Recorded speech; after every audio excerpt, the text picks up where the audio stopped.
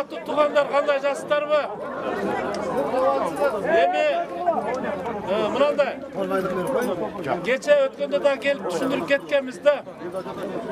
Кече ушул жерге мына Тулпар ишканасынын атайын базарда un саткыла десе, кече да келип анча-мунча уурулук кылып ундарын уурдап кетишиптир. Булар анан кооптонуп барып заводдо эле сатайлы деп, ошо заводдо сатып атышат да. Мен азыр ошол же мынаны угуп дагы кайра келдим. Азыр заводдагы сатылып атат. Мына жерде 4 контейнерди азыр бошотуп беребиз. Түнү күнү ушул жерде un сатылат. 1350-тен 1 тыйын да качпайт. Анан эң негизгиси, урматтуу туугандар, мына силер дагы ушундай кырдаалда, ушундай мезгилде туура түшүм менен кабыл алып, үйдө отуруп тынч. Азыр анан ундан эч кандай азык-түлүктөн проблема болбойт.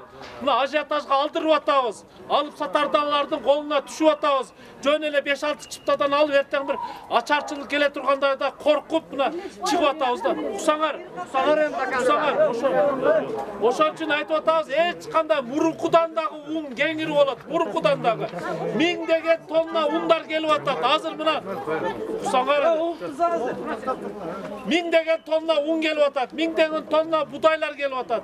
Азыр мына Тулпар ишканасы иштеп атат азыр. Тегирмен иштеди туугандар. Макулбу? Мына атайын келип та 3 күндөн бери келип айтып атам, бирок элибиз мына бүгүн эми Сузак районунда катталбады. Дагы мына паника калтырып атабыз. Мына Кытай ушул орунду эмне үчүн жеңди? Мындай топтолбой, Кудайга шүгүр тоба кылып, үйүндө отуруп, бири-бири менен контакт кылбай, отуруп ушул орунду жеңип кетти. Эмне үчүн башка мамлекеттерде мына Европада көбөйүп кетип атат? Ушул орунду тоготпой, ушинтип топтолуп, көрүнгөн жерде той ашта жүрүп атында көбөйүп кетти. Мен сиздерден суранам. Мына азыр губернатор иштеп атат, өкмөтүбүз иштеп атат, жер-жерлерде акимдер иштеп атат, айыл өкмөттөр иштеп атат. Мен сураштырдым, Өзгөндөгү un комбинатта 1-сорт 1200-дөн сатылып атат. Кара суу даназык ишканасы иштеп атат. Эч кандай коптоно турган негиз жок да. Коркпой эле бири-бириңерге айтып кой, мына мэр кайрылды. Un кеңир экен, үйдө отурайлы деп эле отурсаңар, un мына жерде биз азыр мына начальник УУД Мурат Самидович да ошол жерде өзү көзөмөл кылат. Менин биринчи вице-мэрим мына Сайыпжан Эркинбай чыкмыйкы. Ушул жерде болот, түнү күнү болот мына. Отурбай эч кандай унду проблема кылбайбыз туугандар. Мына акырын өчүрүп мына Канадада көрүп атпайсыңарбы? 2 километр, 3 километр адамдар арабасын сүрүп, бир эле 2 маркетте продукт сатып атат. Ошон үчүн мына тартипти сактап алсак, наоборот коркунуч болуп калышы мүмкүн туугандар. Оптурбу? Мына бүт магазиндерди азыр айтып атабыз, складдарды сактатып атабыз баягы эмелерди. Продуктыларды мына кеңири алып келгиле, кеңири элибиз коптонбой турган кылып сатайлы деп. Наоборот, үйдө отургула, тынч, көчөгө чыкпагыла. Мына балдарга каникул бердик, балдарды көзөмөл кылбай атасыңар. Бул каникул эмес, бул карантин. Түшүндүңөрбү? Үйдө отуруш керек, карантин, каникул эмес. А силер көчөгө чыгып алып мына карагылачы майрандап жүрөсүңөр. Той болуп аткандай. Ким анан өзүбүздү өзүбүз күйбөсөк ким күйөт мына жерде? Балаңарды ертип алып көчөдө жүрүп атасыңар. Kim özüңөргө күйөт? Ким күйөт эми? Ар бириңерди колуңардан батырап үйүңөргө апарабыз бу туугандар. Макулбу? Жардам бергилегин, жардам. Үйүңөрдөн чыкпагылагын. Балаңарды чыгарбагыла. Мына айрыкча аксакалдар 67. Угуп турсаңар. Турсаң да атам менин, маматан болбой. 60-70 жаштан өткөн эжелер, кампирлер, аталар үйдөн чыкпагыла мына. Жашы өткөндөргө тез жугуп атат мына, иммунитет түшкөндөргө. Мына ача айтайын, ачуу болсо да айтайын. Карыган энелер чыкпагыла үйдөн, балдар апарат продуктуну. Мына бардыңар көчөдө жүрөсүңөр, күнүмдөгүдөй кылып туруп. Көрүп илагым келип атат азыр ачык айтайын. Көчөдө сезбей ушул орунду көчөдө жүргөнүңөргө. Нече бар көчөдө отургула да, бир ай карантин деп үйдөн чыкпаш керек деп отургулагым. Той ашка барган токтоткула, кафелерде жүргөндү токтоткула мына бардыңар. Мына un кеңири болот, алгыла, калашыңарча алгыла, мына тобагыл үйдө отургулагым болду.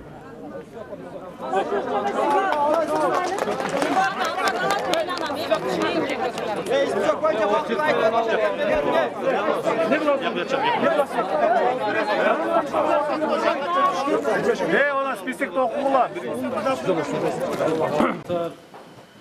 Эми биринчиден силерге биз чоң ыраазычылык билдиребиз. Мына азыркы кылып аткан ишиңер чын айтыш керек, el üçün болуp атат да.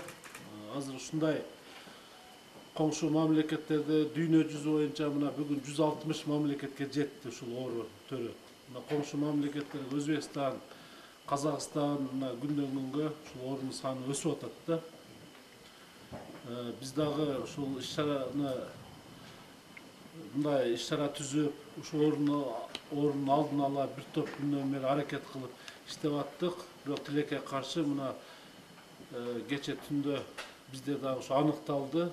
3 адамыбыз Сузак районунан ушу Ажыга баргандар, Кичи Ажыга баргандар мына катталды да. Кудай сактасын, ушул 3 адам менен токтосун деп ниет кылып атабыз, тилек кылып атабыз.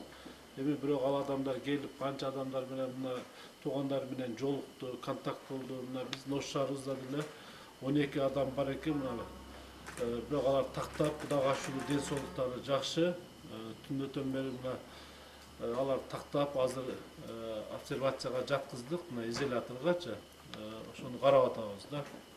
Бирок бардык нерсени мына алдын алайлы деп аракет кылып атабыз. Мындай нерсени Кудай сактасын, бизде мында болгон эмес. Бул маска деген, ушу маска бул дүйнө жүзү боюнча азыр проблема болуп атат да.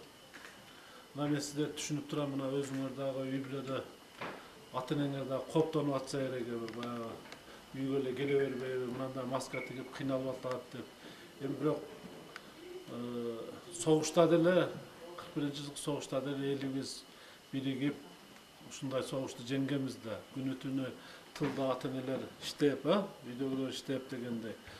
Анан эми мындайда баардыгыбыз патриот да болушубуз керек, элдин патриоту. Мына азыр жетекчиңер менен сүйлөшүп атабыз. Мен буга чейин дагы өкмөт башчыбыз Мухаммедкалый Дүйшөкбекович менен сүйлөштүм. Мына биз ушу Дастан жоопкерчиликке шектелген ишкана күнүнө 5000ден 10.000ден ушундай маска тигип атат деп баардыгыбыз мына мен вице-мэрлер келип көрүп, анан өзүм дагы угуп, мына силер боюнча биз өкмөткө дагы маалыматтарды берип аттык да, сүйүнүп аттык. Ушу өзүбүздө эң негизгиси ушул тиге баштады деп. Анан азыр жетекчиңер менен сүйлөштүк. Мына Сирия дагы аз калып атыптыр, Өзбекстан уже кичине басын көтөрүп атыптыр деп атат. Эми кичине 1-2 сом кымбаттаса дагы, бирок бар болгону жакшы болуп атат азыр. Эң негизгиси бар болуш керек болуп атат да. Анан биз дагы МИД аркылуу азыр ушул өкмөткө кайрылабыз. Ушу Өзбекстан менен ушу Сирия жагынан жардам бере турган болсо, өзүңөрдүн дагы мына жетекчи айтып атат, ошо компаньондор менен сүйлөшсө биз тез аранын ичинде чыгарып бергенге аракет кылабыз да. Эми орunu geldi, men ойлоп атам, ушу жеңилден берсин. Бирок баардык нерсе өзүбүздө калды, тартипти сактап, мына эң негизгиси ушу мына сиздерге окшогон эми чын азыр Ошто биздин ишенгенибиз силер болуп атасыңар да. Мына кыздарыбыз, карындаштарыбыз, эжелерибиз. Ушул силерден башка эч ким азыр маска тикпей атат да.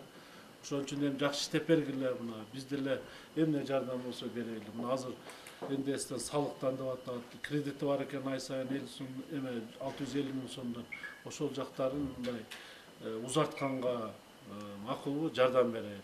Анан эми биз дагы Кудай буйрса мындай иштегениңерден ушул нерселерден өтүп алсак сөзсүз мына жакшы дегенде болсо биз дагы мындай колдойлу, жардам берели. Эми туура түшүнүү менен иштеп берсеңиздер жакшы болот да. Мына суранабыз эми. Мына жетекчиңерге рахмат, ушундай мындай жакшынакай талапка жооп бере турган цехти жасап, жакшы ниет менен жаш балдарга мына кийим кечени тикчик азыр кырдаалга жараша ушундай маска тигип атабыз деп. Бул эми мен ойлойм кылып аткан ишиңер эл үчүн болуп атат кыздарыбыз, ошон иштеп бергиле. Ата-энеге, үйдөгүлөргө туура түшүндүрүп, биз мына медик керек болсо медиктерди дагы бул жерден коюп берели, силерге антисептиктерди койдуруп берели, койсоңор керек, өзүңөр деле.